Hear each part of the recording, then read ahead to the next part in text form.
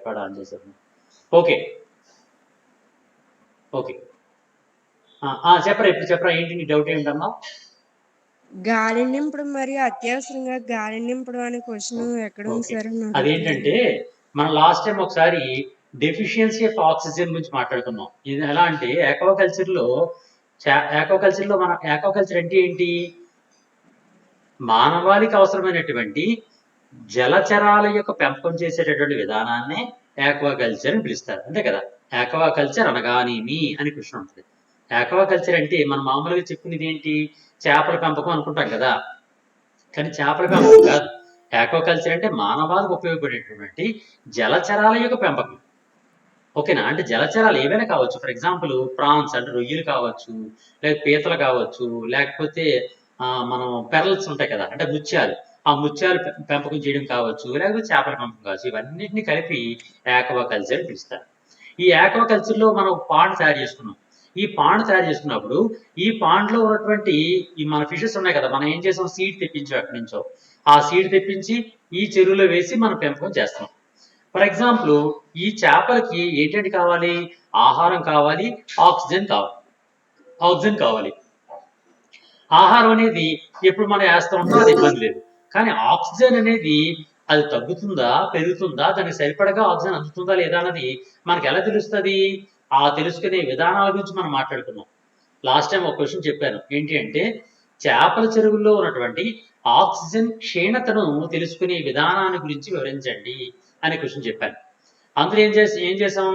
Oxygen తగ్గిపోతే ఎటువంటి మార్పులు వస్తూ ఉంటాయి, అండ్ ఆ ఫిషెస్ లో కూడా ఎటువంటి ప్రవర్తన మార్పులు వస్తూ ఉంటాయి, అండ్ ఆ నీటిలో ఎటువంటి ప్రవర్తన మార్పులు వస్తాయి, ఎన్విరాన్మెంట్ లో ఎలాంటి ప్రవర్తన మార్పులు మనం చూసుకుంటూ ఉండాలి అనే టాపిక్ చెప్పి ఆ క్వశ్చన్ అంతా చెప్పాను.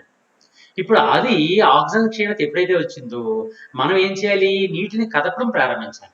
నీటిని కదపడం అనేది అనేక రకాలుగా ఉంటాయి. ఫర్ ఎగ్జాంపుల్ ఎలక్ట్రిఫికేషన్ ద్వారా మనం చూడండి, మోటార్స్ ఉంటాయి కదా, మోటార్లు తిప్పుతారు. మీకు చెప్పిన చూడండి, ఆక్వాకల్చర్ మనం అప్పుడు పాండ్ చూపించాను, మీకు వీడియో కూడా చూపించాను.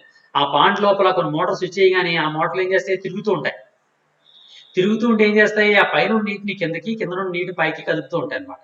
ఇలా కలపడం వల్ల ఏమవుద్దంటే అడుగున ఉన్నటువంటి ఆక్సిజన్ రహితమైనటువంటి నీరు, అక్కడ కిందన నీరు సరిగా ఆక్సిజన్ ఉండదు, అటువంటి నీరు పైకి చెల్లబడుతుంది అనమాట, పైకి ఆకాశంలో పంపించబడుతుంది. ఇలా పైకి ఇలా పైకి తిప్పుతుంది కదా, అందులో గాలిలో తిరిగినప్పుడు ఈ ఆక్సిజన్ తో అది కరిగి ఆక్సిజన్ సహితమైనటువంటి వాటర్ గా మారిపోతుంది.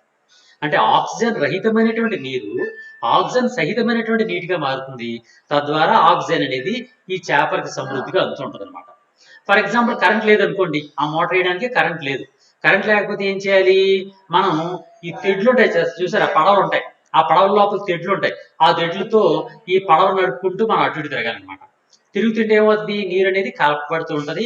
అడుగునటువంటి నీరు పైకి, పైన నీరు అడుగుకి ప్రయాణం చేస్తుంటది. ఆ విధంగా ఆక్సిజన్ అనేది ఎన్విరాన్మెంట్ నుంచి కలుగుతూ ఉంటుంది. అది కూడా లేదనుకోండి, పడవలు కూడా మన దగ్గర లేవు. అప్పుడు ఏం చేయాలి? ఏదైనా కర్ర పట్టుకొని దాన్ని కొడుతూ ఉండాలి వాటర్ని. ఇప్పుడు నువ్వు చెప్పినటువంటి క్వశ్చన్కి అదే ఆన్సర్ అనమాట. అంటే తట్టడము అంటే నీటిని తట్టడము అంటాం, లేదా అత్యవసర నీటిని తట్టడము. అత్యవసరంగా నీటిని తట్టడం ఎప్పుడు వస్తుంది? అత్యవసరంగా ఆక్సిజన్ లభ్యత లేనప్పుడు, అత్యవసరంగా ఆక్సిజన్ ని నీటిలో కరిగించాల్సినటువంటి సందర్భంలో మనం తట్టడము అనేటటువంటి క్రియను చేస్తూ ఉంటాం. అది క్వశ్చన్. అదేంటంటే క్వశ్చన్ ఎక్కడ క్వశ్చన్ వస్తుంది అంటే ఆక్సిజన్ సరఫరా గురించి వివరించండి, లేదా ఆక్సిజన్ క్షీణత గురించి వ్యాసం రాయండి అంటే ఆ క్వశ్చన్ రాయాలన్నమాట. అర్థమైందమ్మా? ఇంకేమైనా డౌట్స్ ఉన్నాయా?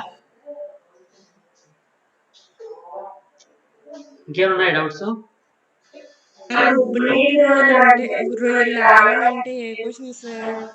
ఏంట్రా శ్రీలక్ష్మి చెప్పరా, మళ్ళీ చెప్పు, అర్థం కాలేదు. ఉప్పు నీటి రొయ్యలు లార్వాలు సార్. లార్వాలు అంటే ఏ క్వశ్చన్ సార్? ఉప్పు నీటి రొయ్యలు లార్వాలు. రొయ్యలకి లార్వా ఉంటుంది, చిన్న స్టేజ్. అది ఇంకా నేను చెప్తాను, చెప్పిన తర్వాత మీరు ఎక్స్ప్లెయిన్ చేస్తాను. ఓకేనా? ఇంకా ఆ క్వశ్చన్ నేను చెప్పలే, ఆ క్వశ్చన్ చెప్పిన తర్వాత అప్పుడు మీకు చెప్తాను. ఓకేనా? సరే, ఇప్పుడు మనం ఇంకో టాపిక్ చెప్పుకుందామమ్మా. లాస్ట్ టైం మనం ఆల్రెడీ కొన్ని విటమిన్స్ గురించి మాట్లాడుకున్నాం. విటమిన్స్ అనేవి ఏ విధంగా పనికొస్తూ ఉంటాయి, ఏ విధమైనటువంటి డెఫిషియన్సీ వల్ల, అంటే విటమిన్స్ అనేవి ఏ విధంగా డెఫిషియన్సీ రావడం వల్ల, తగ్గిపోవడం వలన మనకి ఎటువంటి వ్యాధులు కలుగుతుంటాయనే టాపిక్ మనం చెప్పుకున్నాం. ఈ టాపిక్ లో ఇప్పుడు మనం ఏం చెప్పుకుందాం అంటే ఈ విటమిన్స్ లోని మరింత డెప్త్ వెళ్ళి విటమిన్స్ లోని అండ్ మినరల్స్ వల్ల కూడా. అంటే మనిషికి ఎటువంటి విటమిన్స్ అవసరం అవుతుంటాయి, ఎటువంటి మినరల్స్ అవసరం అవుతుంటాయి, ఆ విటమిన్స్ మినరల్స్ డెఫిషియన్సీ వలన ఎటువంటి సమస్యలు కలుగుతాయి అనే టాపిక్ ని ఈరోజు మనం మాట్లాడుకుందాం. ఓకేనా? ఫస్ట్ ఏంటంటే విటమిన్ గురించి చెప్పండి ఎవరైనా. విటమిన్స్ నేను ఆల్రెడీ మనం చెప్పుకున్నాం కదా విటమిన్స్, దాని గురించి చెప్పండి ఎవరైనా. విటమిన్ ఎన్ని రకాలుగా ఉంటాయమ్మా? 6 రకాలుగా ఉంటాయి. ఏంటంటే చెప్పండి. విటమిన్ సాధారణంగా విటమిన్ అనేది అవును B6 B12 సార్. అంటే B6 B12 B1 B2 ఇవన్నీ కూడా వెరీ గుడ్, ఒక కాంప్లెక్స్ ఆఫ్ విటమిన్స్ అన్నమాట. వాటన్ని కలిపి బి కాంప్లెక్స్ విటమిన్స్ అని పిలుస్తారు. బి కాంప్లెక్స్ విటమిన్స్ అందులో ఎందుకంటే బి విటమిన్ లోని అనేక రకాలైనటువంటి విటమిన్స్ ఉంటాయి. ఫర్ ఎగ్జాంపుల్ థైమిన్, ట్రైబోఫ్లావిన్, పైరిడాక్సిన్, సైనికోబాల్మిన్, ఇలా వేరే రకాలైనటువంటి విటమిన్స్ ఉంటాయి. అందువల్ల వాటన్నింటినీ కలిపి బి కాంప్లెక్స్ విటమిన్స్ అంటారు. ఈ బి కాంప్లెక్స్ విటమిన్లు మళ్ళీ ఒక్కొక్క దానికి ఒక్కొక్క ఇంపార్టెన్స్ ఉంటుంది. ఓకేనా? ఫర్ ఎగ్జాంపుల్ థైమిన్ ఉందనుకోండి, థైమిన్ లోపం వల్ల వచ్చే వ్యాధి పేరు ఏంటి చెప్పండి ఎవరైనా. థైమిన్ లోపించడం వలన మానవుడికి వచ్చే వ్యాధి పేరు నేను ఆల్రెడీ చెప్పుకున్నాం మనం. థైమిన్ లోపం వల్ల కలిగే వ్యాధి ఏంటి? నిజమ్మా? థైమిన్ లోపం వల్ల వచ్చే వ్యాధి ఏం చెప్పాను నేను? ఆయాసం కలగడం, తక్కువ పని చేస్తేనే అలసిపోవడం, ఆయాసంగా ఉండడం, ఆందోళనగా ఉండడం, ఇవన్నీ కలుగుతూ ఉంటాయి. ఆ వ్యాధిని ఏం పేరు చెప్పాను నేను? బెరిబెరి అని చెప్పాను. బెరిబెరి. ఈ బెరిబెరి వ్యాధి అనేది ఈ థైమిన్ అనేటువంటిది, అంటే B1 లేదా థైమిన్ అనేటటువంటి విటమిన్ కానీ లోపించింది అంటే మనకు బెరిబెరి అనే వ్యాధి వస్తూ ఉంటుంది అనమాట. ఈ బెరిబెరి వ్యాధిలో గుండె దడ అంటాం కదా, అంటే గుండె దడ ఎక్కువ పుడుచుకుని ఉంటుంది, చాలా ఎక్కువగా ఆందోళన కనిపిస్తూ ఉంటుంది. అటువంటి గుండెదడ కానీ, ఆందోళన కానీ, చిన్న పనికి అలసిపోవడం కానీ, ఇవన్నీ కూడా బెరిబెరి వ్యాధి యొక్క లక్షణాలు అనమాట. ఈ బెరిబెరి వ్యాధి వచ్చిన వాళ్ళు ఏం చేయాలి? బి కాంప్లెక్స్ విటమిన్స్ లో ఉన్నటువంటి థైమిన్ ని ఎక్కువగా తీసుకుంటూ ఉంటారు. థైమిన్ ఎక్కువ ఎందులో ఉంటది?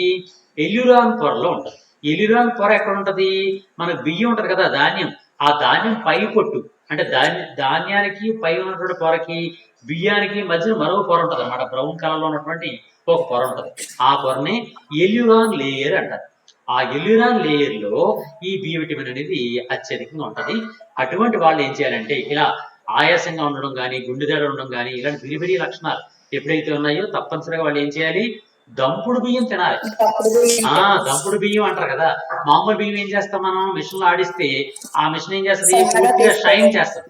షైనింగ్ చేయడం అంటే పైన ఎల్యూరాన్ పొరని కూడా తీసేస్తుంది అనమాట. అప్పుడు లోపల ఏముంటది? బియ్యం గింజలో ఓన్లీ కార్బోహైడ్రేట్స్ మాత్రం ఉంటాయి.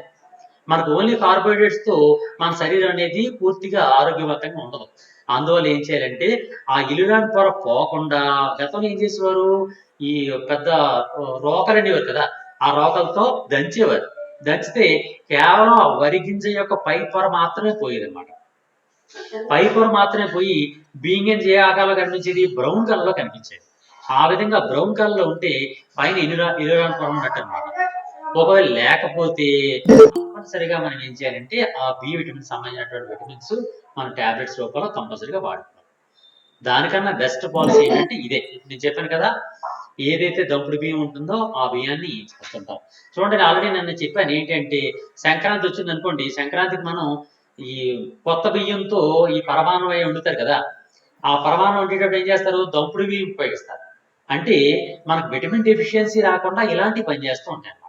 ఇలాంటి ఆహార పదార్థాలు మనం ఎప్పుడైతే తిన్నామో అలాంటి విటమిన్ డెఫిషియన్సీ అనేవి ఎట్టి పరిస్థితుల్లో రాకుండా మనకు జరుగుతుంది, మనకి ఆరోగ్యవంతంగా ఉంటాం అనమాట.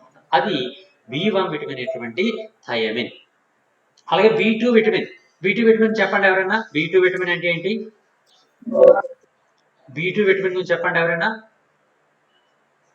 B2 B1 అయిపోయింది. B2 vitamin riboflavin. రైబోఫ్లావిన్. ఈ రైబోఫ్లావిన్ విటమిన్ అనేది లోపించింది అంటే మనకి గ్లాసైటిస్ అనే వ్యాధి వస్తుంది. గ్లాసైటిస్. ఈ గ్లాసైటిస్ అంటే ఏం కాదు, పెద్ద డిసీజ్ ఏం కాదు. నాలుక ఉంది కదా, నాలుక ఎర్రగా మారిపోయి నోరంతా పూసిపోతూ ఉంటది అనమాట. నోటిపోత అంటాం కదా, నోటిపోత వచ్చింది. ఆ నోటిపోత కానీ, లేదా నాలుక ఎర్రగా మారిపోవడం కానీ, లేదా పెదాల చివర ఉంటాయి కదా, ఈ చివర చిన్న చిన్న కురుపులు రావడం కానీ ఇవన్నీ కలుగుతుంటాయి. దానికి కారణం ఏంటంటే రైబోఫ్లావిన్ అనేటటువంటి విటమిన్ లోపించడం వల్ల. మనం చూడండి, సాధారణంగా ఈ రైబోఫ్లావిన్ మనకి ఎక్కడి నుంచి లభిస్తుంది అంటే, ఎక్కువగా మనకు లభించేది మన మన కడుపు లోపల, పేగుల లోపల కొన్ని బ్యాక్టీరియాస్ ఉంటాయని చెప్పాను, ఉపయోగకరమైనటువంటి బ్యాక్టీరియా. ఆ బ్యాక్టీరియా పేరేంటి చెప్పాను, గుర్తుందా? ఆ బ్యాక్టీరియా పేరు చెప్పాను నేను ఆల్రెడీ, గుర్తుందా ఎవరికైనా? ఎస్చరీషియా కోలై అని చెప్పాను. ఎస్చరీషియా కోలై అని చెప్పాను. ఆ ఎస్చరీషియా కోలై బ్యాక్టీరియాలు మన పేగుల్లో సహజీవనం చేస్తాయి.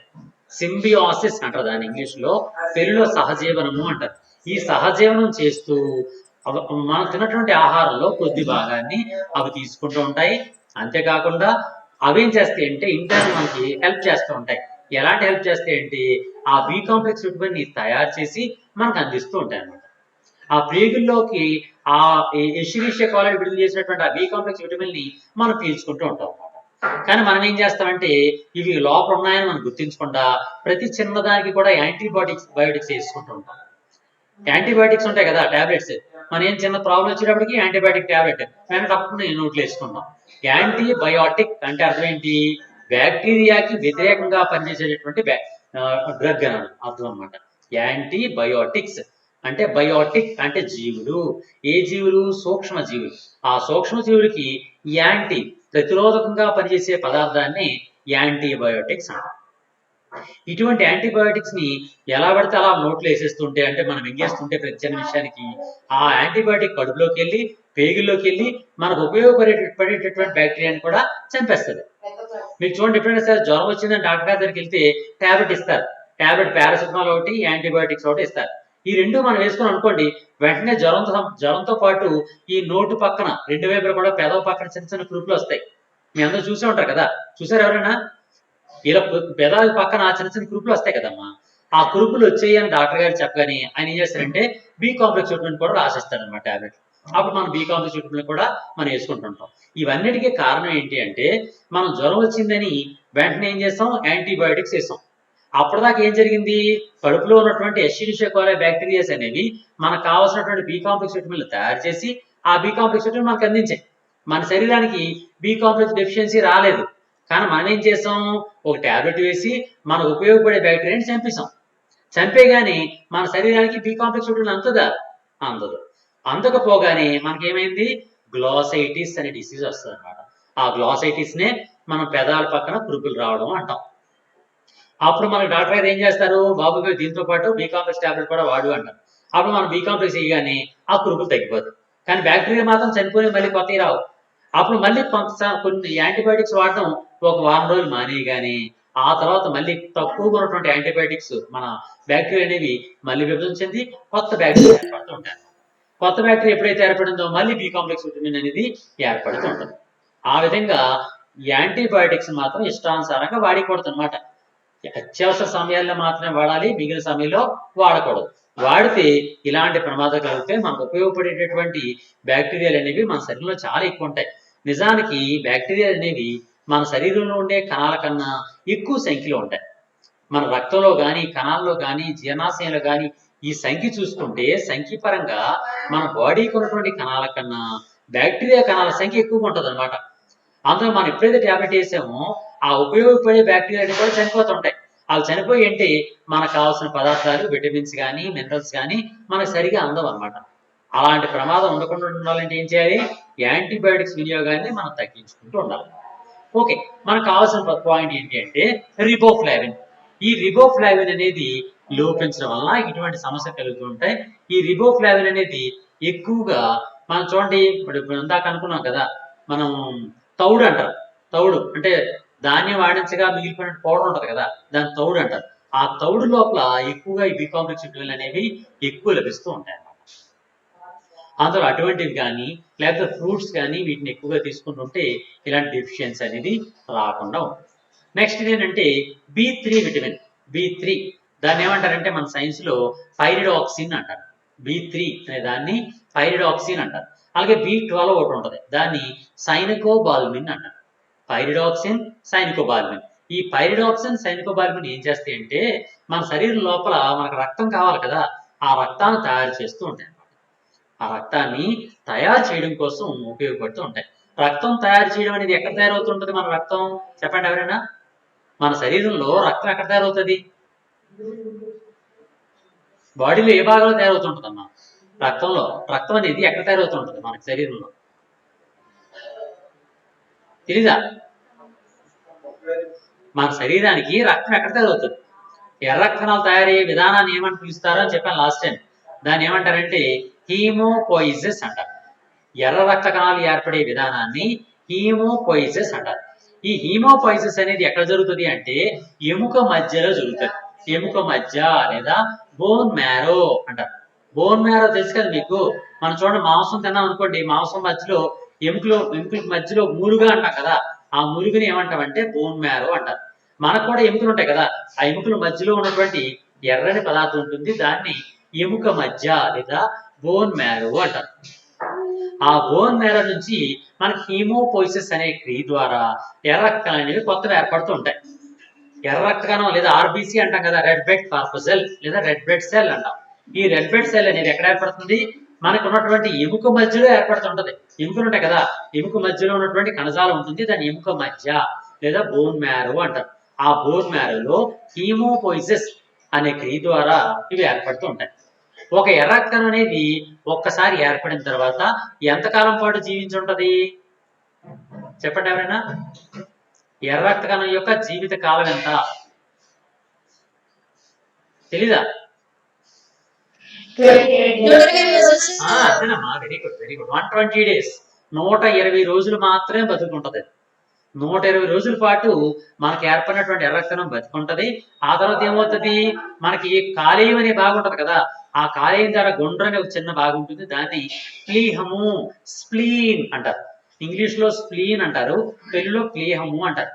ఈ ప్లీహాన్ని ఏమంటారంటే burial ground of the RBC అంటారు.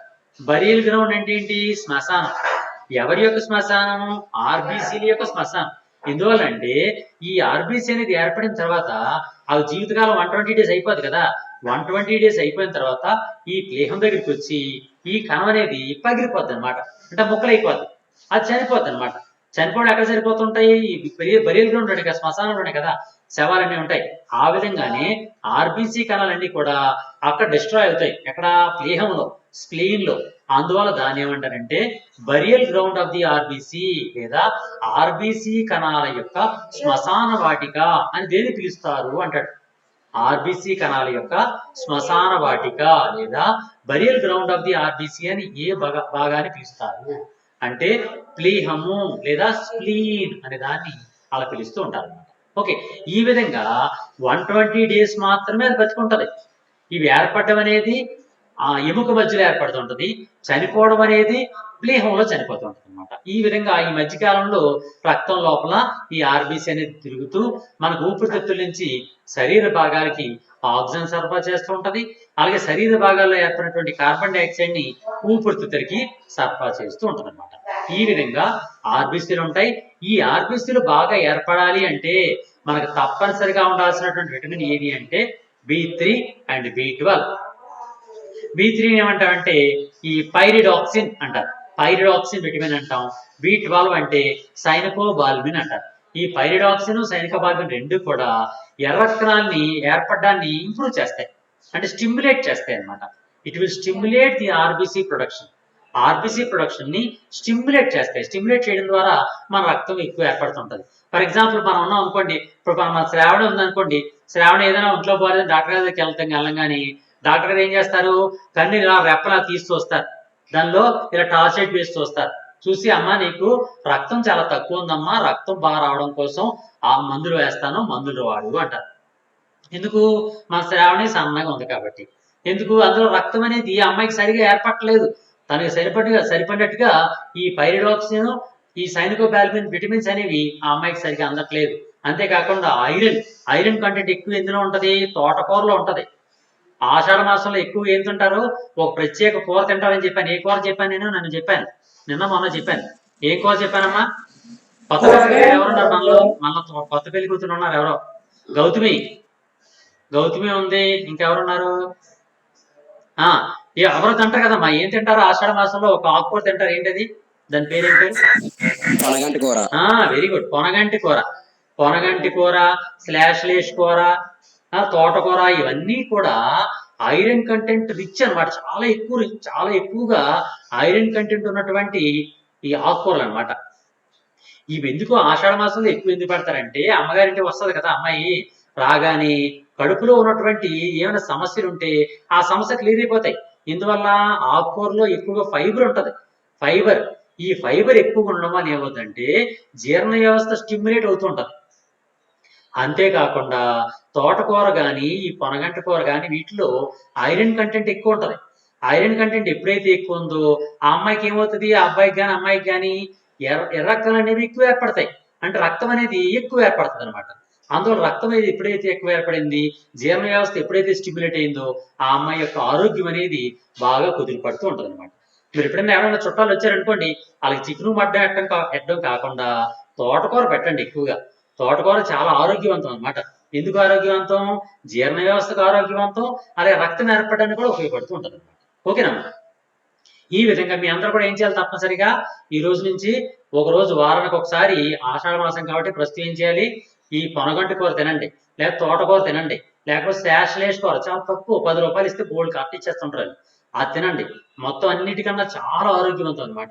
ఐరన్ ఉంటుంది, ఫైబర్ ఉంటుంది, ఈ రెండు కూడా చాలా మనకి హెల్త్ కి చాలా బెనిఫిట్స్ అనమాట.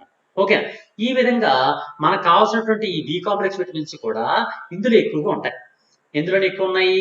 ఈ తోటకూరలోని, ఆకుకూరలోని ఎక్కువగా ఉంటాయి. కాబట్టి పైరిడాక్సిన్, సైనికోబాల్మిన్ అనేవి ఈ రక్తాన్ని వృద్ధిపరచడానికి ఉపయోగపడుతూ ఉంటాయి. ఇవన్నీ కలిపి బి కాంప్లెక్స్ విటమిన్స్ అని పిలుస్తారు.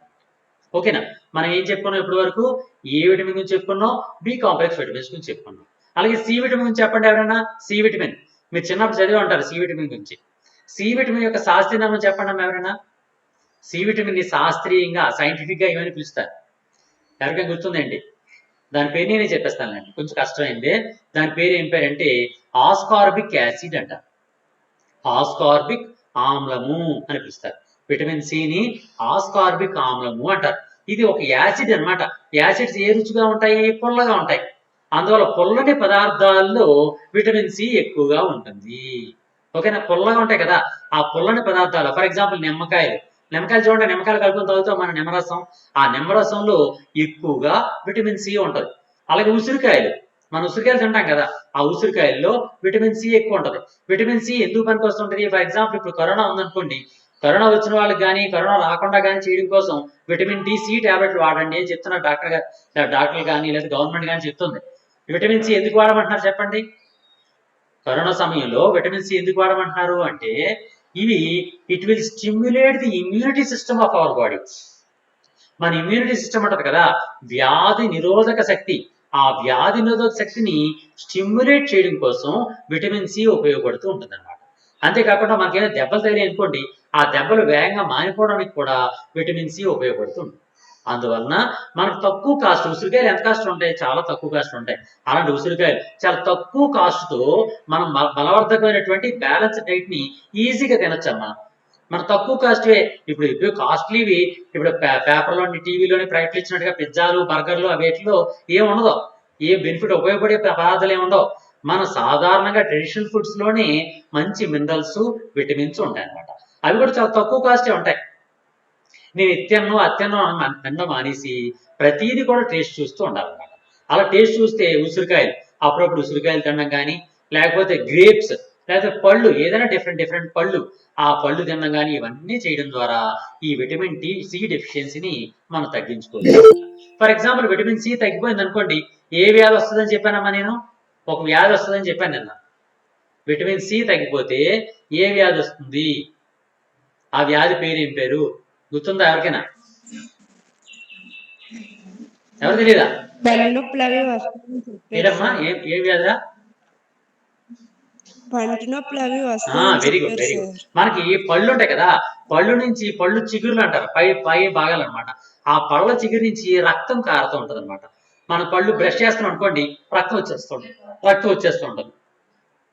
అటువంటి డిసీజ్ ఏమంటారంటే స్కర్వీ అని పిలుస్తారు. పళ్ళ నుంచి రక్తం కారడం ఏమంటారంటే స్కర్వీ వ్యాధి అంటారు. ఆ స్కర్వీ వ్యాధి రావడానికి ముఖ్య కారణం ఏంటి అంటే vitamin C deficiency, vitamin C తగ్గిపోవడం. మన విటమిన్ సి ఎప్పుడైతే తగ్గిపోయిందని అనుకున్నామో వెంటనే మనం ఏం చేయాలి, ఉసిరికాయలు తినాలి. ఉసిరికాయలు ఉన్నాయి కదా, అలాగే నిమ్మరసం ఎక్కువగా తాగాలి. ఇలా ఎప్పుడైతే ఇలాంటి పదార్థాలు తిన్నామో ఆటోమేటిక్గా మనకి ఈ విటమిన్ సి డెఫిషియన్సీ అనేది తగ్గిపోతూ ఉంటుంది. ఓకేనా, ఇది vitamin C. Next one vitamin D. Vitamin D శాస్త్రీనామం కాల్సిఫెరాల్ అంటారు. విటమిన్ డిని ఏమంటారంటే విటమిన్ డిని కాల్సిఫెరాల్ అని పిలుస్తారు. ఈ కాల్సిఫెరాల్ ఏం చేస్తుందంటే మన ఎముకలు ఉన్నాయి కదా, ఎముకల లోపల ఏ పదార్థం తయారై ఉంటుంది, ఎముక కాల్షియం, ఫాస్ఫరస్ అలాంటి పదార్థాలతో తయారై ఉంటుంది. ఈ కాల్షియము ఫాస్ఫరస్ రెండు కూడా రక్తం నుంచి ఎముకలకు వచ్చి ఎముకలు బలంగా తయారు కావడం కోసం ఈ విటమిన్ డి అనేది ఉపయోగపడుతూ ఉంటుంది. విటమిన్ డి లేదనుకోండి మనకు ఒక వ్యాధి వస్తుంది. ఆ వ్యాధిని ఏమంటారంటే ఆస్టియోపోరోసిస్ అంటారు, లేదా ఆస్టియోమలేషియా అంటారు. ఈ ఆస్టియోమలేషియాలో ఏమవుతుందంటే ఎముకలు ఉన్నాయి కదా, ఆ ఎముకల మీద ఉన్నటువంటి కాల్షియము ఫాస్ఫరస్ రక్తంలోకి వచ్చేస్తుంది. అప్పుడు ఎముకలన్నీ ఏమవుతాయి అంటే సన్నగా అయిపోతాయి, బలహీనంగా అయిపోతాయి. మనం పరిగెడుతుంటే ఎముక ఇరిగిపోతుంటది, చిన్న పనికి ఎముక ఇరిగిపోతుంటది. అంటే ఎముకల యొక్క బలం అనేది తగ్గిపోతూ ఉంటది అనమాట. అలాంటి సమస్యను ఏమంటారంటే ఆస్టియోపోరోసిస్ లేదా ఆస్టియోమలేషియా అని పిలుస్తారు. అలాంటి వ్యాధి రాకుండా ఉండాలంటే విటమిన్ డి ఎక్కువగా తీసుకుంటూ ఉండాలి. మరి విటమిన్ డి ఎవరిలో ఎక్కువ ఉంటది అంటే ఏ పదార్థం అవసరం లేదు. మనం ప్రశాంతంగా ఉదయాన్నే నిద్ర లేకగాని మేడ మీదకి వెళ్ళి ఈ ఎండలో నించుంటే చాలు 5 నిమిషాలు. మన ఎండలో 5 నిమిషాల పాటు రోజు నించున్నామంటే ఆటోమేటిక్గా మన విటమిన్ డి విపరీతంగా వచ్చేస్తుంది అనమాట. మన చర్మం మీద బోల్డ్ కణాలు ఉంటాయి. మన రంగుకు కారణమైన కణాల పేరు ఏం పేరు ఇంతకుముందు చెప్పాను. ఇప్పుడు మీరు అందరు ఉన్నారమ్మా, మీ అందరూ తెల్లగా ఉన్నారమ్మా, నేనున్నానమ్మా, నేను నల్లగా ఉన్నానమ్మా. నేను నల్లగా ఉండడానికి కారణం ఏంటి, నా చర్మంలో ఏ కణాలు ఎక్కువగా ఉన్నాయి, మెలనిన్ సార్. వెరీ గుడ్, మెలనోసైట్లు అనే కణాలు ఎక్కువగా ఉంటాయి. అందువల్ల మెలనిన్ అనే వర్ణకం అనేది నాకు ఎక్కువ ఉత్పత్తి అవుతుంది అనమాట. వర్ణకం అనేది నల్లగా ఉంటుంది, బాగా నల్లగా ఉంటుంది. అటువంటి నలుపుదనం అనేది మెలనిన్ ఎంత ఎక్కువ ఉత్పత్తి అవుతుంటే మన బాడీ అంత నల్లగా ఉంటుంది అనమాట. తక్కువ మెలనిన్ ఉత్పత్తి అయితే వాళ్ళు తెల్లగా ఉంటారు, ఎక్కువ మెలనిన్ ఉత్పత్తి అయితే వాళ్ళు నల్లగా ఉంటారు అనమాట. నల్లగా ఉండడం మంచిదా, తెల్లగా ఉండడం మంచిదమ్మా? నల్లగా ఉండడం మంచిదా, తెల్లగా ఉండడం మంచిదా? సాయి చెప్పరా, నల్లగా ఉంటే మంచిదా, తెల్లగా ఉంటే మంచిదా? సార్ బ్లాక్ గా ఉన్న వాళ్ళకి చర్మ సమస్యలు తక్కువగా ఉంటాయి sir. Very good, very good. Melanin అనేది ఒక వర్ణకం. ఈ వర్ణకం ఏం చేస్తుందంటే మన చర్మం మీద ఏమైనా బ్యాక్టీరియా పడ్డాది అనుకోండి, ఆ బ్యాక్టీరియా వెంటనే చంపేస్తుంది. ఇప్పుడు ఫర్ ఎగ్జాంపుల్ నేను ఉన్నాను అనుకోండి, నేను నల్లగా ఉన్నాను. నల్లగా ఉన్నానంటే దానికి కారణం ఏంటి, మెలనిన్ ఎక్కువగా ఉంది. అందువల్ల నా మీదకి ఏమి బ్యాక్టీరియా వచ్చింది అనుకోండి, ఆ బ్యాక్టీరియా చనిపోద్ది. అదే తెల్లగా ఉన్నాడు అనుకోండి, ఆ తెల్లగా ఉన్న మీద బ్యాక్టీరియా పడినా వాడికి మెలనిన్ ఎక్కువ లేదు కాబట్టి బ్యాక్టీరియా చనిపోదు. అందువల్ల వాడికి ఎక్కువ ఏమొస్తాయి, దురదలు, గజ్జులు అవి ఎక్కువ వస్తుంటాయి. అందులో తెల్లగా ఉన్నవాడికి అనారోగ్యం ఉంటుంది, నల్లగా ఉన్నవాడు మాత్రమే ఆరోగ్యం ఉంటుంది. ఓకేనా, అందులో నల్లగా ఉన్నవాడిని మీరు బాధపడకూడదు. ఎందుకంటే అందుకే నేను బాధపడ్డాను, నేను నల్లగా ఉన్నా సరే. ఓకేనా, మీరు అందరూ తెల్లగా ఉన్నా సరే మీకు దురద గజ్జి ఎక్కువ వస్తాయి, నాకు రావు. ఎందువల్లంటే నాకు మెలనిన్ ఎక్కువగా ఉంది. మెలనిన్ అనేది మనకి ఈ వర్ణకం ఎలా వస్తుంది అంటే ఈ మెలనిన్ అనేది మనం ఎప్పుడైతే ఎండలోకి వెళ్ళి నించున్నామో మెలనిన్ దగ్గర నుంచి విటమిన్ డి అనేది సింథసైజ్ అవుతూ ఉంటుంది అనమాట. విటమిన్ డి అనేది ఏర్పడుతూ ఉంటది.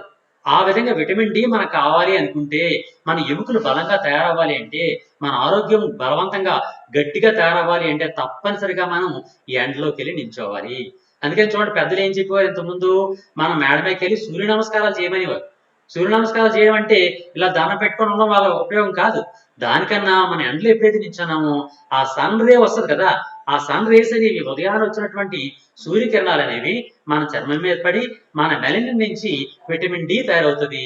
దాని వలన మన చర్మానికి అలాగే మన ఎముకలకు కూడా ఆరోగ్యవంతంగా ఉంటాయి అన్నమాట.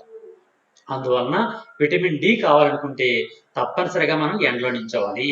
ఈ విటమిన్ డి ఎక్కడి నుంచి వస్తుంది, సూర్యరశ్మి నుంచి వస్తుంది. కాబట్టి ఈ విటమిన్ డికి ఉన్నటువంటి మరో పేరు ఏం పేరంటే సన్ షైన్ విటమిన్ అని పిలుస్తారు. Sun shine vitamin. సన్ అంటే సూర్యుడు, షైన్ అంటే ప్రకాశం. ఈ సూర్యుడి యొక్క ప్రకాశం నుంచి వచ్చే విటమిన్ కాబట్టి దీన్ని సన్ షైన్ విటమిన్ అని పిలుస్తారు. ఫర్ ఎగ్జాంపుల్ ఈ విటమిన్ డి అనేది చాలా ఎక్కువ డెఫిషియన్సీ వచ్చింది అనుకోండి, వాళ్ళకి ఎముకలు ఈజీగా ఇరిగిపోతున్నాయి, ఎంత ఎండలో నించున్నా సరే తగ్గట్లేదు. అప్పుడు ఏం చేస్తారంటే కొన్ని టానిక్స్ వాడతారు. ఆ టానికల్ దేనికి తయారు చేస్తారంటే షార్క్ ఉంటది కదా, మనకు తెలుసు సొరచేపలు. ఆ సొరచేపల యొక్క లివర్ ఉంటది కదా, కాలేయం. ఆ సొరచేపల యొక్క లివర్ లో ఈ ఈ విటమిన్ డి అనేది చాలా ఎక్కువగా ఉంటది అనమాట. షార్క్ చేపలు ఉంటాయి కదా, షార్క్ చేపల యొక్క లివర్ లో ఈ విటమిన్ డి చాలా ఎక్కువ ఉంటుంది. అందుకని సముద్ర చేపలు మనం తిన్నామంటే విటమిన్ డి కూడా మనకు లభిస్తూ ఉంటుంది. అందులో మనం సముద్ర చేపలు కూడా ఆరోగ్యవంతంగా ఉంటాయి. మన ఎముకలు బలంగా తయారవ్వాలంటే సముద్ర చేపలు కూడా తింటూ ఉండాలి. ఓకేనా? ఈ విధంగా ఏమైనా సమస్య వచ్చినప్పుడు ఏం చేస్తారంటే షార్క్ చేపల యొక్క లివర్ తీసుకొని ఆ లివర్ నుంచి విటమిన్ డి తీసి ఆ విటమిన్ డిని టానికల్ రూపంలో తయారు చేసి విటమిన్ డిని మనకు అందిస్తూ ఉంటారు. ఈ విధంగా విటమిన్ డి అనేది ఈ సముద్ర చేపల యొక్క లివర్ నుంచి కూడా తయారు చేస్తూ ఉంటారు. ఇది విటమిన్ డి. ఓకేనా? Next vitamin E. Vitamin E. Vitamin ఈని సైంటిఫిక్ గా ఏమని పిలుస్తారంటే టోకోఫెరాల్ అని పిలుస్తారు. ఏమని పిలుస్తారమ్మా? టోకోఫెరాల్. దాని సైంటిఫిక్ నేమ్స్ కూడా చాలా ఇంపార్టెంట్. టోకోఫెరాల్ అంటారు. ఈ టోకోఫెరాల్ అనేది దాన్ని ఏమంటారంటే సాధారణంగా యాంటీ స్టెరిలిటీ విటమిన్ అంటారు.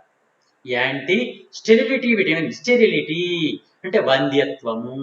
ఈ మధ్యకాలంలో ఎక్కువగా ఇప్పుడు చూడండి, మన కలెక్టర్ ఆఫీస్ మనం అప్పుడు బీచ్కి వెళ్ళాం కదా, మనం ఆంధ్ర యూనివర్సిటీకి, బీచ్ కి, నెక్స్ట్ ఫిషింగ్ హార్బర్ కి వెళ్ళాం. ఆ వెళ్తున్నప్పుడు కలెక్టర్ ఆఫీస్ పై నుంచి వెళ్తున్నప్పుడు జిల్లా పరిషత్ పక్క నుంచి బోల్డ్ హాస్పిటల్ ఉంటాయి. ఏం హాస్పిటల్ ఉంటాయి? ఐవీఎఫ్ అని రాసి ఉంటది. ఐవీఎఫ్ అంటే ఏంటి చెప్పండి? లాస్ట్ టైం చెప్పుకున్నాం మనం. లాస్ట్ సెమిస్టర్ లో చెప్పాను నేను ఐవీఎఫ్ అంటే ఏంటో. చెప్పండి ఐవీఎఫ్ అంటే ఏంటో. Very good. ఐవీఎఫ్ అంటే in vitro fertilisation. In vitro fertilisation. Fertilisation అంటే ఏంటి? ఫలదీకరణము. తెలుగులో ఫలదీకరణము అంటారు. ఫెర్టిలైజేషన్ అంటే ఏంటమ్మా? స్త్రీ బీజ కణము పురుష బీజ కణము కలిసేటటువంటి విధానాన్ని ఫలదీకరణము లేదా ఫెర్టిలైజేషన్ అంటారు. అయితే ఇక్కడ ఏంటి? ఐవీఎఫ్ అంటున్నాం. In vitro fertilisation. In vitro fertilisation అంటే ఎక్స్టర్నల్ బాడీ ఫెర్టిలైజేషన్ అన్నమాట. అంటే బాడీకి బయట ఫలదీకరణం చేసే విధానాన్ని ఇన్ విట్రో ఫెర్టిలైజేషన్ అంటారు. ఇది ఏం చేస్తున్నారంటే ఏం చేస్తూ ఉంటారంటే ఇక్కడ ఫర్ ఎగ్జాంపుల్ ఒక అబ్బాయి మ్యారేజ్ చేస్తారు కదా. మ్యారేజ్ అయిన తర్వాత 1 సంవత్సరం 2 సంవత్సరాలు పిల్లలు లేకపోయినప్పుడు ఏం చేస్తారంటే వీళ్ళిద్దరూ కూడా ఐవీఎఫ్ డాక్టర్ దగ్గరికి వెళ్తారు. వెళ్ళంగానే ఆ అమ్మాయి దగ్గర నుంచి అండకణాన్ని, ఈ అబ్బాయి దగ్గర నుంచి పురుష బీజ కణాలని తీసుకొని టెస్ట్ ట్యూబ్ లో కృత్రిమంగా ఫెర్టిలైజేషన్ చేస్తారు. ఎక్కడ చేస్తున్నారు ఫెర్టిలైజేషన్? మామూలుగా అయితే ఎక్కడ జరగాలి? బాడీలో జరగాలి. కానీ ఎక్కడెక్కడ జరుగుతుంది? ఈ టెస్ట్ ట్యూబ్ లో జరుగుతుంది. అంటే బాడీకి బయట జరిగేటటువంటి ఫెర్టిలైజేషన్ కాబట్టి దాన్ని ఐవీఎఫ్ లేదా ఇన్ విట్రో ఫెర్టిలైజేషన్ అని పిలుస్తారు అన్నమాట. అవే డాక్టర్ హాస్పిటల్స్ అన్ని కూడా అవే. ఐవీఎఫ్ అంటే ఇన్ విట్రో ఫెర్టిలైజేషన్. ఆ విధంగా ఫెర్టిలైజ్ అయినటువంటి ఎగ్ ఉంటది కదా, ఆ ఎగ్ ని మళ్ళీ ఈ అమ్మాయి యొక్క గర్భాశయం లోపల సైంటిఫిక్ గా ప్రవేశపెడతారు. ప్రవేశపెట్టిన తర్వాత అప్పుడు ఆ అమ్మాయికి ప్రెగ్నెన్సీ వస్తుంది అనమాట. ఆ విధంగా కృత్రిమంగా పిల్లలు అంటే బయట ఫలదీకరణం చేసే విధానాన్ని ఐవీఎఫ్ అని పిలుస్తారు. ఇప్పుడు నేను ఒక పాయింట్ చెప్పాను. ఏంటి? ఆ అమ్మాయి దగ్గర నుంచి ఏం తీసుకుంటారు? అండకణం తీసుకుంటారు. ఈ అబ్బాయి దగ్గర నుంచి ఏం తీసుకుంటారు? ఈ అమ్మాయి దగ్గర నుంచి అండకణాన్ని తీసుకుంటారు, అబ్బాయి దగ్గర నుంచి పురుష బీజ కణాన్ని తీసుకున్నారు కదా. మరి ఈ 2 కణాలు కూడా వీళ్ళ దగ్గర నుంచి తీసుకోవాలంటే ఇవి సరిగా ఏర్పడాలి కదా. ఇప్పుడు అమ్మాయి దగ్గర నుంచి ఒక అండకణం ఏర్పడాలి. ప్రతి నెల కూడా ఒక అండకణం ఏర్పడుతుంటది. మరి ఆ అండకణం ఆరోగ్యవంతంగా ఉందా లేదా? ఆ అమ్మాయి యొక్క అండకణం అనేది ఎక్కడి నుంచి ఏర్పడుతుంటది? స్త్రీ బీజ కోశం నుంచి ఏర్పడుతుంటది. స్త్రీ బీజ కోశము ఎక్కడ ఉంటుంది? నడువుకి 2 వైపులా 2 స్త్రీ బీజ కోశాలు అని ఉంటాయి. ఒక నెలలో ఒక స్త్రీ బీజ కోసం పనిచేస్తూ ఉంటది, ఇంకో స్త్రీ బీజ కోసం రెస్ట్ తీసుకుంటూ ఉంటది. మరో నెలలో యువత స్త్రీ బీజ కోసం పనిచేస్తూ ఉంటది, యువత స్త్రీ బీజ కోసం రెస్ట్ తీసుకుంటూ ఉంటది. ఈ విధంగా ఆల్టర్నేటివ్ గా ఒక స్త్రీ బీజ కోసం ఇంకో స్త్రీ బీజ కోసం పనిచేస్తూ ఒక్కొక్క నెలలో ఒక్కొక్క అండాన్ని విడుదల చేస్తూ ఉంటది. ఒక మానవ స్త్రీలో పుట్టినప్పటి నుంచి చనిపోయే వరకు మొత్తం కడుపులో ఉన్నటువంటి లేదా స్త్రీ బీజ కోసం నుంచి ఏర్పడుతున్నటువంటి అండాల సంఖ్య ఎంత? నేను ఇంతకుముందు చెప్పాను సెకండ్ సెమిస్టర్ లో. చెప్పండి ఎవరైనా. 450 వెరీ గుడ్. 400 నుంచి 450 అండాలు ఉంటాయి ఆ అమ్మాయిలో. ఒక అమ్మాయిలో స్త్రీ బీజ కోశాలు 2 ఉన్నాయని చెప్పాను కదా. ఆ రెండింటి నుంచి మొత్తం మీద 400 నుంచి 450 అండాలు అనేవి ఆ అమ్మాయి యొక్క కడుపులో ఉంటాయి. ఇవన్నీ కూడా స్త్రీ బీజ కోశం నుంచి నెలకోటి చొప్పున విడుదలవుతూ ఉంటాయి అన్నమాట. ఓకేనా? ఇప్పుడు ఈ విధంగా అండాలు సక్రమంగా ఏర్పడాలి అంటే, అభివృద్ధి చేయబడాలి అంటే స్త్రీ బీజ కోశం పై భాగంలో ఫాలికల్స్ అనే నిర్మాణాలు ఉంటాయి. వాటిని ఏమో ఫాలికల్స్ అంటారు, గ్రాఫియన్ ఫాలికల్స్ అంటారు. ఆ గ్రాఫియన్ ఫాలికల్ అనేది బాగా అభివృద్ధి చెందాలంటే ఒక విటమిన్ కావాలి. ఆ విటమిన్ పేరే విటమిన్ ఇ. దాన్నే టోకోఫెరాల్ అని పిలుస్తారు. ఓకేనా? విటమిన్ ఇ సక్రమంగా ఉంటే ఆ అమ్మాయికి అండకణాలు బాగా ఏర్పడుతూ ఉంటాయి. ఇది అమ్మాయి. అలాగే అబ్బాయిలు. అబ్బాయిల్లో ప్రత్యేకంగా ముష్కాలు అనే భాగాలు ఉంటాయి. ఆ ముష్కాల లోపల కొన్ని నాళాలు లాంటి భాగాలు ఉంటాయి. ఆ నాళాలనే సెమినిఫెరస్ ట్యూబ్యూల్స్ లేదా శుక్రోత్పాదక నాళికలు అని పిలుస్తారు. ఈ శుక్రోత్పాదక నాళికల లోపల ఒక ప్రత్యేకమైన కణజాలం ఉంటది. దాన్ని ఏమంటారంటే జెర్మినల్ ఎపిథీలియం అంటారు. జననోపకళ, తెలుగులో అయితే జననోపకళ అంటారు, ఇంగ్లీష్ లో అయితే జెర్మినల్ ఎపిథీలియం అంటారు. ఈ జెర్మినల్ ఎపిథీలియం నుంచి కొన్ని మార్పులు జరిగి శుక్ర కణాలు అనే కణాలు ఏర్పడుతుంటాయి. ఈ విధంగా ఉపకళా కణజాలం నుంచి అంటే జననోపకళ కణజాలం నుంచి శుక్ర కణాలు ఏర్పడడం కోసం ఉపయోగపడేటటువంటి విటమిన్ ని విటమిన్ ఇ అని పిలుస్తారు. విటమిన్ ఇ తగ్గిపోయింది అనుకోండి అబ్బాయికి, ఈ శుక్ర కణాలు ఏర్పడకపోతే పిల్లలు పుట్టరు అన్నమాట. ఇటువంటి సమస్యలు కూడా కలుగుతుంటాయి. ఇప్పుడైనా డాక్టర్ గారి దగ్గరికి వెళ్ళంగానే డాక్టర్ ఏం చేస్తారంటే ఆ అమ్మాయికి కానీ అబ్బాయికి కానీ విటమిన్ ఇ టాబ్లెట్స్ రాసిచ్చేస్తారు. అంటే విటమిన్ ఇ డెఫిషియన్సీ ఉంది అంటే వాళ్ళ విటమిన్ ఇ టాబ్లెట్స్ ఎప్పుడైతే తీసుకున్నారో వాళ్ళలో ఈ అండకణాలు శుక్ర కణాలు అనేవి ఎక్కువ విడుదలవుతుంటాయి కాబట్టి వాళ్ళకి ఈ సమస్య రాదు అనే ఉద్దేశంతో చేస్తారు. ఈ విధంగా ఈ శుక్ర కణాలు కానీ అండకణాలు కానీ బాగా అభివృద్ధి చెందాలి అంటే, ఎక్కువ విడుదలవ్వాలి అంటే తప్పనిసరిగా ఉండాల్సినటువంటి విటమిన్ ఏది అంటే విటమిన్ ఇ. ఎప్పుడైతే విటమిన్ ఇ లోపించిందో వంధ్యత్వం ఏర్పడుతుంది. అటువంటి వంధ్యత్వం ఏర్పడకుండా చేసే విటమిన్ కాబట్టి దాన్ని యాంటీ స్టెరిలిటీ విటమిన్ అంటారు. ఓకేనమ్మా? ఇది vitamin E. Last one vitamin K. Vitamin K anti haemorrhagic vitamin అంటదాన్ని. Anti haemorrhagic vitamin. For example మన బ్రిటిష్ వాళ్ళు పరిపాలించారు కదా, బ్రిటిష్ వాళ్ళైనా పరిపాలించారు మన దేశాన్ని. ఆ బ్రిటిష్ వాళ్ళకి ప్రస్తుతం బ్రిటన్ రాని పేరు ఏం పేరమ్మా చెప్పండి ఎవరైనా? బ్రిటన్ రాని పేరు ఏం పేరు తెలుసా? బ్రిటన్ రాని very good, Elizabeth. Elizabeth II, రెండవ ఎలిజబెత్ మహారాణి అంటారు ఆవిడ. వీళ్ళ కుటుంబంలో ఒక సమస్య ఉందమ్మా. ఆ సమస్య ఏంటి తెలుసా? వాళ్ళకి కానీ ఏమైనా దెబ్బతైంది అనుకోండి, ఇంకా రక్తం గడ్డకట్టదు, అలా రక్తం అంతా వచ్చేస్తూ ఉంటుంది అనమాట. కంప్లీట్గా వచ్చేస్తుంటది. ఇంకా వాళ్ళకి ఇటు పరిస్థితుల్లో రక్తం గడ్డకట్టదు. దాన్ని ఏమంటారంటే హీమరేజిక్ డిసీజ్ అంటారు అనమాట. దాన్ని హీమోఫీలియా అని పిలుస్తారు. దాని సైన్స్ లో ఏమంటారంటే హీమోఫీలియా వ్యాధి అంటారు. ఆ హీమోఫీలియా వ్యాధి అనేది జెనెటికల్ ప్రాబ్లం అనమాట. అంటే వాళ్ళ తాతల్లో ఉన్నటువంటి హీమోఫీలియా వ్యాధి లక్షణం అనేది వాళ్ళ పిల్లలకి కంటిన్యూస్ గా వస్తూ ఉంటుంది అనమాట. దీన్ని కింగ్స్ డిసీజ్ అని కూడా పిలుస్తుంటారు. కింగ్స్ అంటే రాజుల్లో ఎక్కువ కనిపిస్తుంటారు కాబట్టి దీన్ని కింగ్స్ డిసీజ్ అని కూడా పిలుస్తారు. అదేంటి ఆ డిసీజ్ పేరు ఏం పేరు? హీమోఫీలియా. ఈ హీమోఫీలియా ఏమవుతుందంటే మనకేం దెబ్బ తగిలింది అనుకోండి, దెబ్బ తగిలినప్పుడు రక్తం గడ్డకట్టేస్తుంది, కానీ వాళ్ళకి రక్తం గడ్డకట్టదు. రక్తం అలా కంటిన్యూస్ గా వచ్చేస్తూ ఉంటది. ఇంకా రక్తం గడ్డకట్టే అవకాశం ఉంటుంది. మొత్తం ఒక బిందు కన్నబెట్టి లోపల నీళ్ళన్నీ ఎలా వచ్చేస్తాయో మన బాడీలో ఉన్న రక్తం బయటకు వచ్చేస్తుంది అనమాట. అప్పుడు ఏమవుతారు? వాళ్ళు చనిపోతారు.